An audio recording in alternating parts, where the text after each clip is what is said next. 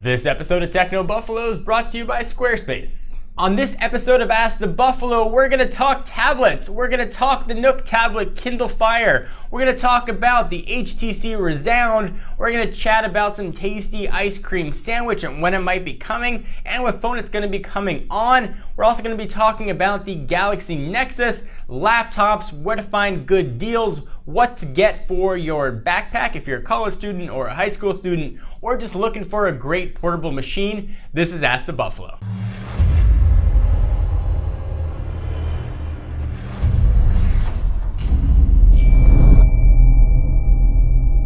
Welcome back to another episode of Ask the Buffalo. This is a chance where you can ask me, John Rettinger, any question you might have from the wide world of technology. It could be about what laptop you should get, what phones you're looking at, what RAM to put in your computer, or why your mom can't learn how to use her iPad. Mom, I'm talking to you. If you want one of your questions featured on Ask the Buffalo, you can ask them in one of two ways. You can go over to technobuffalo.com. Every Tuesday we'll post a post up there. We're asking you to leave your questions down below, and if Tuesday doesn't work for your schedule, you can go ahead and send us a question on Twitter at AskTechnoBuffalo. Use the hashtag AskTheBee and ask your question, and we'll pick generally about 5 or 6 questions every week to answer on video. So let's go ahead and get started with the first question. This question comes from Austin Colley, who wants to talk about the HTC Rezound. He asks, why is the HTC Rezound getting so much hate and are you looking forward to it? I got one step better. I have it in my hand, the HTC Rezound with Beats Audio. Just came in today and we unboxed it. I don't think it's getting that much hate. It might be getting lost in the awesome array of dual-core LTE smartphones like the Droid Bionic, the Droid Razr, and now the HTC-built Rezound, but I don't think it's getting that much hate. It's got really solid specs, it's got an incredible screen, packing a little bit of junk in its trunk, and it's rocking Beats Audio. This is still a great choice if you're looking for dual-core LTE. It will be getting Ice Cream Sandwich sometime in early 2012. HTC definitely wanted you to know that. So it really is a great choice at the top end of Verizon's Android lineup, or really any carrier's Android lineup. So don't worry, looks to be a pretty solid phone. Stay tuned though for the full review on technobuffalo.com. Our next question comes from a guy with an awesome name, Jonathan Torres, who asks, how do you feel about the Nook tablet? Is it a Kindle Fire killer? It's hard to say anything is a killer of something that's not out yet. We do not have the Nook Color or the Nook tablet or the Kindle Fire or any of those devices in our tech-loving review hands. So to say something's a killer, who knows? I will say they're spec'd very similarly, but if I was just an average consumer with I am and I was looking at both of them side by side, I would say that the Nook tablet is $50 more expensive, and I'd probably go with the Fire and save the 50 bucks. Certainly you're gonna get double the storage space with, I believe, 16 gigs, and you're gonna be getting a few extra niceties built in, but 50 bucks is 50 bucks, and a lot of folks that are looking at tablets in that price market aren't so spec conscious. So I think the Kindle Fire is probably going to outsell the Nook tablet. But when it comes time to choose between the two of them, stay tuned to Techno Buffalo. We're gonna put those two suckers head to head. The next question comes from Richard Liu, who wants to talk some Galaxy Nexus, as a lot of you guys do. It's coming sometime this month. It's gonna be rockin' Ice Cream Sandwich. It's gonna have all kinds of new features. It's gonna have a new font. It's gonna have a face unlock, which coincidentally might unlock with just a picture of your face. So use a password or use a pattern. Don't use your face. It seems like a pain in the butt too to have to unlock your phone while you're driving and be like,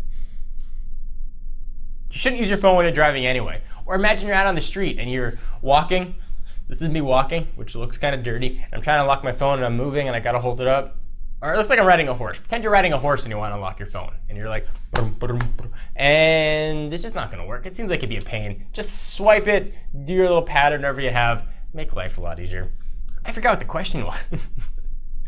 Do I think that the Galaxy Nexus is going to be released for any carrier other than Verizon? We don't really have carrier information quite yet. Verizon is presumed to be the launch carrier of the Galaxy Nexus, just like T-Mobile was with previous Galaxy devices. But just like T-Mobile was, we've seen those Galaxy devices make their way to other carriers, and presumably that's going to be true with the Galaxy Nexus. Samsung announced an HSPA Plus capable version, which only would run presumably on AT&T's HSPA Plus network, and possibly a AWS version, which essentially would work on T-Mobile's 4G network, which is also HSPA Plus, but different bands.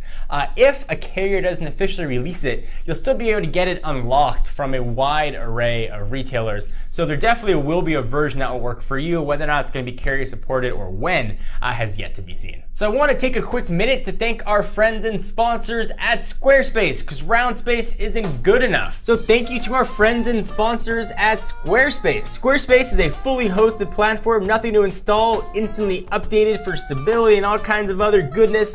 Point and click design control, style editor. It's very easy to use, tons of flexibility.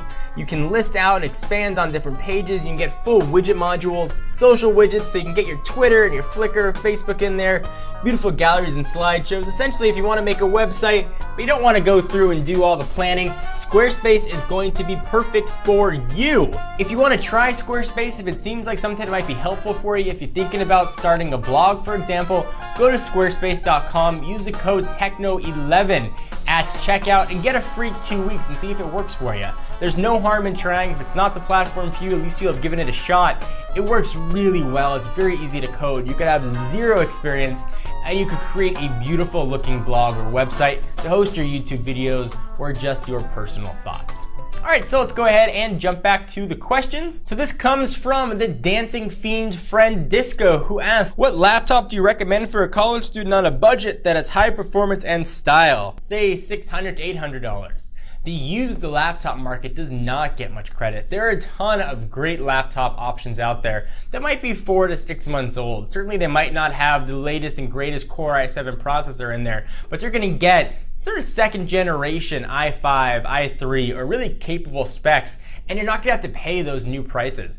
Laptops, much like cars, have a huge depreciation. As soon as you drive them off the lot, as soon as you open that box, they are worth much, much, much less. So if you want to get, say, a Mac, for example, you get a last generation MacBook Pro, probably right in that price range. Dell's got some awesome used deals. You can go ahead and check out their refurbished section.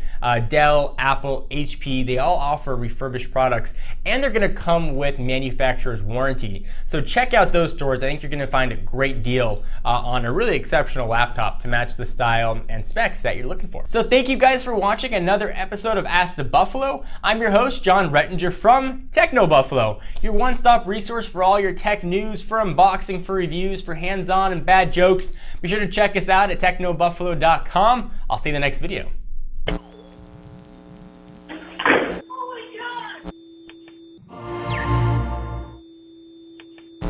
Let's get the party started. Bump it, bump it.